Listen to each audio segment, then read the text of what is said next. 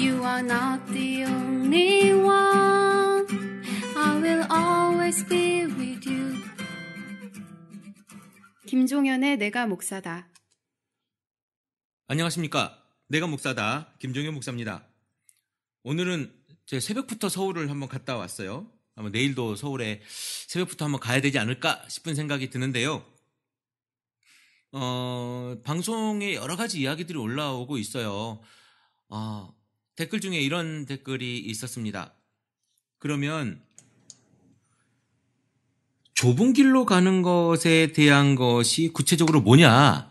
이런 얘기를 물어보시는 분이 계셨어요. 그러니까 어제 방송을 듣고 말씀하시는 것 같은데요. 글쎄요, 좁은 길로 가는 것, 우리가 예수님에게 배우면 너무 쉽죠. 내가 배부르지 않은 길을 가면 됩니다. 내가 배부르지 않은 길, 내가 좀 힘든 길, 내가 더 아픈 길, 이게 도대체 뭘까? 생활 속에서 어떤 걸까? 글쎄요, 우리가 굉장히 다양한 삶을 살고 있잖아요. 아주 쉽게 얘기하자면 이런 거죠. 제가 얼마 전에 그 세월호 사건에 대한 이야기를 하면서 광화문에 제가 자주 가볼 수가 없었다. 너무 아파서 이런 말씀을 드린 적이 있었는데, 사실 저는 잘했다고 말씀드린 게 아니라 제가 너무 잘못하고 죄송하고 미안한 마음으로 말씀을 드린 거고요. 그런 부분에 대해서 관심을 가지고 그곳에 가주는 거죠. 이번에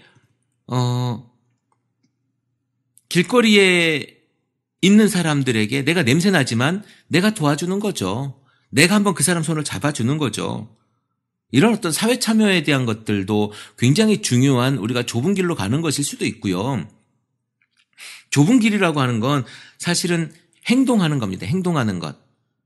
교회 안에서 지금껏 우리가 이야기하는 건강한 교회라고 하는 것이 남들이 다 좋아라고 하는 교회 건물, 어떤 화려한 예배 퍼포먼스, 뭐 이런 것들을 다 좋아하지만 나는 그런 거 아니야. 내가 정말 하는 것은 하나님께서 나에게 이 세상에 있으라고 한 이 사명이 무엇인지를 확인하고 찾아보고, 그리고 그것을 통해서 내가 세상을 살아가고, 그것을 통해서 내가 한번 움직여보고, 그런 삶을 살아보려고 하는 것이 좁은 길이에요. 내가 가지고 있는 것을 내려놓고. 또 한 가지 이렇게 표현하면 되게 쉬울 수 있지 않을까요? 욕심을 버리는 것, 너무 추상적인 이야기이긴 하지만 여러분이 가지고 있는 것을 나눠주는 겁니다. 예전에 유튜브가 아니죠. 페이스북을 한참 뜨겁게 달궜던 사진 한 장이 있어요. 어떤 그 신발이 없는 아이에게 길거리에서 어느 남성이 자신의 샌들을 내어주는 이런 사진이었는데, 여러분들 아마 많이 기억하실 겁니다. 페이스북을 하시는 분들은. 그런데 이런 분들이 지금 자기가 발이 안 아팠겠냐 이겁니다. 내가 아프고 내가 힘들어. 그럼에도 불구하고 내가 나눠주는 거거든요. 그것을 하자는 거예요. 그것이 좁은 길이에요. 좁은 길.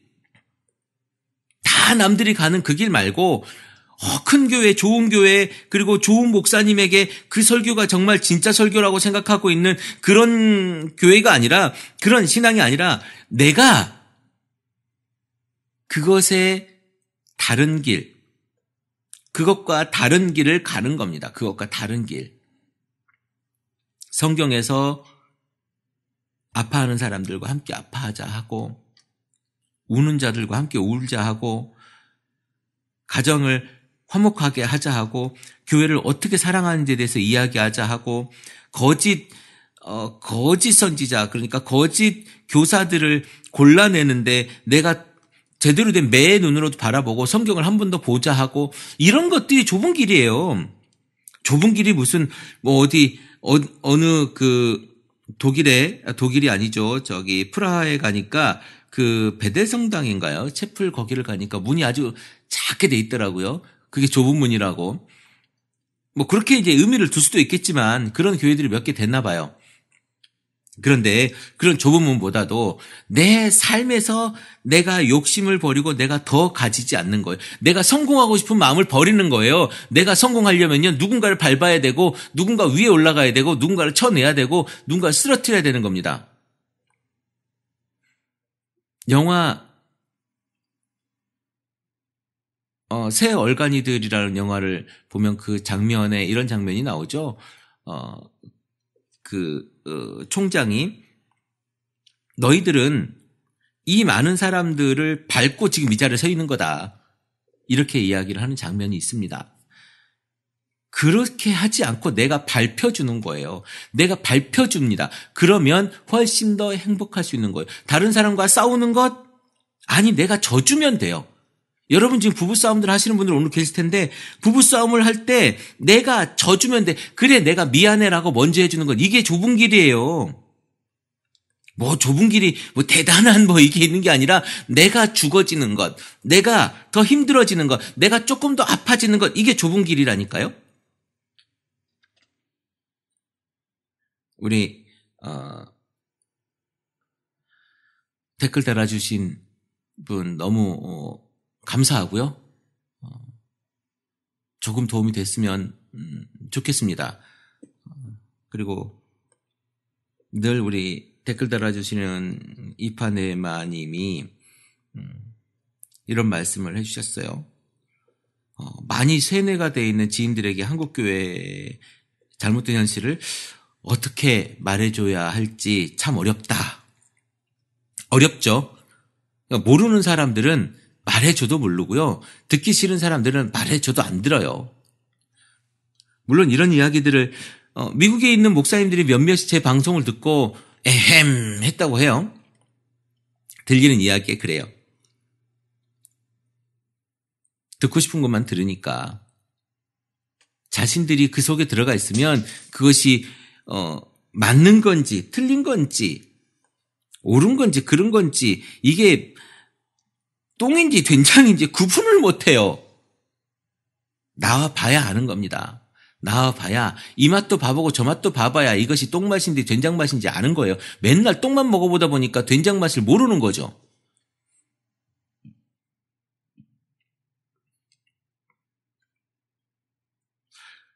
자신의 패러다임에서 빠져나오지 못하면 무슨 말을 해도 들리지 않습니다. 여러분 한번 A교회에 다니는 그 교회 분들한테 이거 틀렸어라고 얘기해 보세요. 어떻게 되나. 성경에 없는 얘기야. 우리 목사님이 이렇게 말씀하셨는데 우린 그렇게 배웠는데 그래서 그게 틀리고 맞고 뭐가 중요한데 당신 목사님은 다 진리야? 그래도 하나님께서 우리 목사님을 세우시지 않으셨나? 한국교회요? 사실은 어쩌면 한국교회에 굉장한 희망이 있을지도 몰라요. 너무 많이 썩었으니까 살아날 확률, 더 좋아질 확률이 많아지는 거죠. 그렇다고 제가 말씀드리는 것이 모두가 다 그랬다는 게 아니고 모두가 다 안 한다는 게 아니라 전체적인 이 바람, 전체적인 풍조가 그렇다는 것이지 정말 건강한 교회를 고민하는 사람이 없다는 얘기가 아닙니다. 지금 이 방송을 듣는 여러분들이 그런 모습을 하고 계시단 말이에요. 그러면 우리가 어떻게 해야 되느냐? 이제는 해야 된다라는 이제는. 그런데 제가 오늘 무슨 말씀을 드리고 싶었느냐 하면 오늘은 뭐 댓글에 대한 이야기를 제가 조금 했습니다만은 우리 그러면 개혁에 제가 종교개혁 이야기를 한번 했습니다. 좀 셌는지 모르겠습니다만은 우리가 그럼 그 개혁의 대상이 도대체 누구냐? 무엇을 개혁해야 되느냐? 지금 뭐 우리 대한민국 기독교에 교황이 있는 것도 아니고 그럼 뭐가 있는 것도 아니고 도대체 뭘 개혁해야 되느냐? 저는 목사 집단이 종교 권력을 가지고 있는 거잖아요. 개신교를 얘기하자면 개신교만 이야기하자면 이 목사 집단이 가지고 있는 이 종교 권력을 일단 해체해야 된다. 첫째. 그런데 두 번째는 뭐냐면 이 종교 권력을 가지고 있는 이 집단을 떠받치고 있는 교회 안에 직분자들의 집단이 또 있어요. 그 밑에 있는 직분이 없는 이런 서리 집사도 사실 직분이라고 뭐 다 하지만 그 위에 안수받은 직분자들 있지 않습니까? 교회에서 돈 내고 안수받고 하는 거. 이런 직분자들이 이제 교회에서 에헴 하는데 이런 분들이 개혁의 대상인 거죠.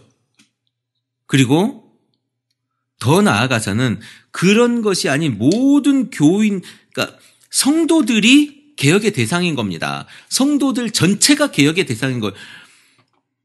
누구 하나에게 뒤집어 씌울 수가 없어요. 내 문제라는 얘기예요. 내 문제. 내가 지금 바뀌지 않는데 누가 바뀌어요? 나는 잘하고 있다고 생각하시죠? 그건 생각이에요. 생각.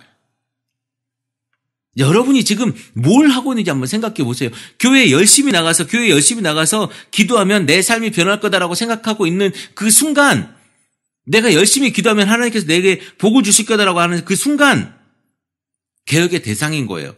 그런 말을 하는 사람이 있는 순간 개혁의 대상이라니까요. 그것이 목사든 장로든 집사든 안수집사든 그 누구든 권사든 그 누구든 간에 내가 기도를 통해서 내가 복을 받고 싶다, 행복해져야 돼, 내가 소원하는 것을 이루고 싶다라고 하는 순간 개혁의 대상이라니까요. 그런 게 있을 리가 만무하잖아요.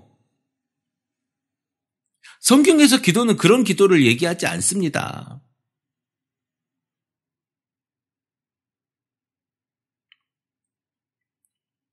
여러분, 두드리라, 찾으라, 거기에 초점을 맞추는데요. 그 문장을 쭉 한번 읽어보십시오. 정말 좋은 것이 무엇인지, 무엇을 찾으라고 하는지, 무엇을 찾기 위해서 두드리라고 하는지, 무엇을 구하라고 하는지. 한 구절만 빼서 읽으면 우리 뭐라고 얘기한다고요? 한 구절을 빼서 유리하게 해석하면 그 이단들이 하는 행동이라고 우리가 얘기하지 않습니까? 이단들은 그것을 또 맹신하고 믿고 그것대로 이렇게 전도하고 다니잖아요. 그런데 우리가 그러고 있어요. 우리가, 제가 어제 말씀드렸잖아요. 술 취하지 말라 요 구절에 빠져가지고 다른 구절을 보지 못한다고. 지금 803에 이제 수능이 얼마 안 남았으니까 803에 또 올라가가지고 갓바위 밑에서 또 영험하게 기도하시는 우리 그 불자분들이 많이 계실 텐데요. 우리 기독교회는 다릅니까? 와글와글 이제 새벽 기도부터 시작해가지고 좀 지나보세요. 이제 수능 특별 기도회 우리 아들 서울대 가게 해주세요. 우리 아들 연세대 고려대 가게 해주세요. 유학 어디 가게. 아이고 참. 모두 풍년입니다. 아주. 뭐 하는 짓이에요 도대체.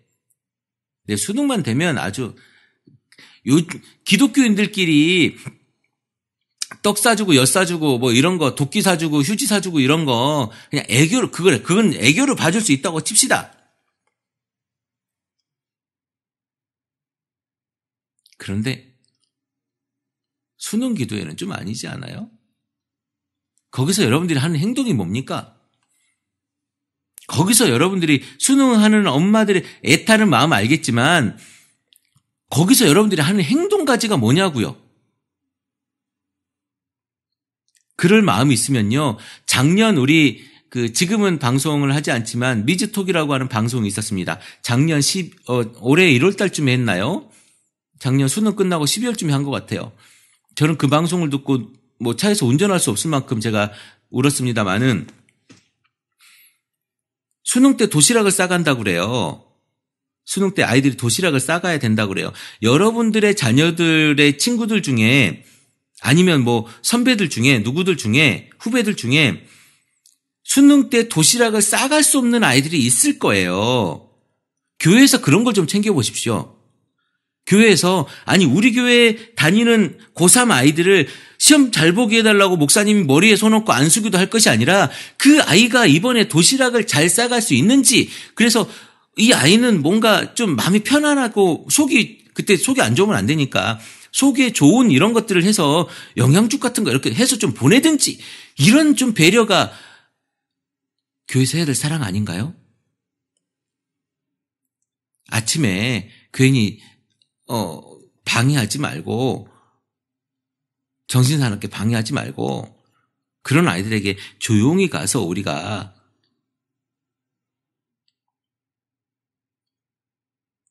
도시락 건네주는, 그리고 그 아이가 시험 잘 보도록 격려해주고 힘내라고, 네가 희망이라고, 정말 우리가 사랑한다고 이렇게 이야기해주면, 얘가 시험을 잘 보든 못 보든 애는 세상에 살만하다고 생각하지 않겠습니까?